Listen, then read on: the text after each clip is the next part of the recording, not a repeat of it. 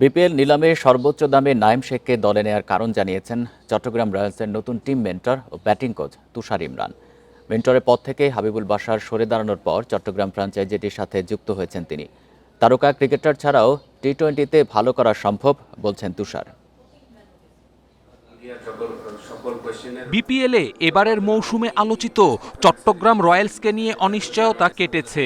নতুন team mentor ও batting coach তুষার ইমরানকে নিয়ে প্রথম সংবাদ সম্মেলন ছিলেন টিম ম্যানেজার ও হেড কোচ মমিনুল হক। দল গঠনেও আলোচনায় ছিল চট্টগ্রাম। নাইম শেখকে 1,10,00,000 টাকা দিয়ে কিনে তাক লাগিয়ে দেয় ফ্র্যাঞ্চাইজিটি। শেখ মাহেদীর রহস্যময় পোস্ট ঘিরেও জলঘোলা হয়েছে বেশ। আলোচিত দুই বিষয়ে কি ব্যাখ্যা নতুন দায়িত্ব নেয়া টিম মেন্টরের? ওয়ান অফ দ্য টি-20 বেস্ট বোলার বাংলাদেশের।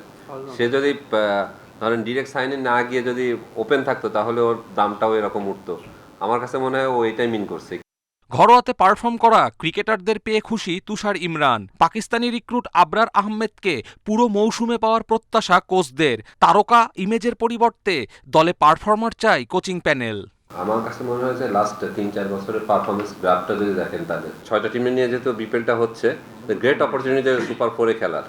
তো সেই কাজটা করতে পারলে আমি মনে করবো যে আমার দিক থেকে আমি সাকসেস। আমাদের যে মাঝখানে যে খালি জায়গাটা আছে ওইখানে আমরা আশা করি 2-1 দিনের মধ্যে যে ফরেনারগুলো আমাদের সাথে কথাবার্তা চলতেছে ওইগুলো যদি আমাদের হয়ে যায় তাহলে দেখবেন আমাদের ব্যাটিং যে জায়গাগুলো গ্যাপ আছে ওইগুলো ফিল আপ হয়ে যাবে।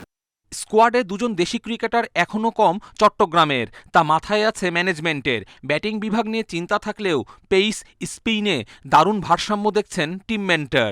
অসাধারণ হয়েছে, স্পেশালি স্পিন ডিপার্টমেন্ট যেটা আছে, শেখ মাহাদি আছে, তানভীর আছে, pace bowler not bad, Shoriful আছে, আবু হায়দার রনি আছে, রিসেন্টলি যে ঘরোয়া ক্রিকেটে অসাধারণ পারফরমেন্স করছে, সাথে সুমন খান, জিয়াউর রহমান, ভালোই, টিমটা খারাপ না।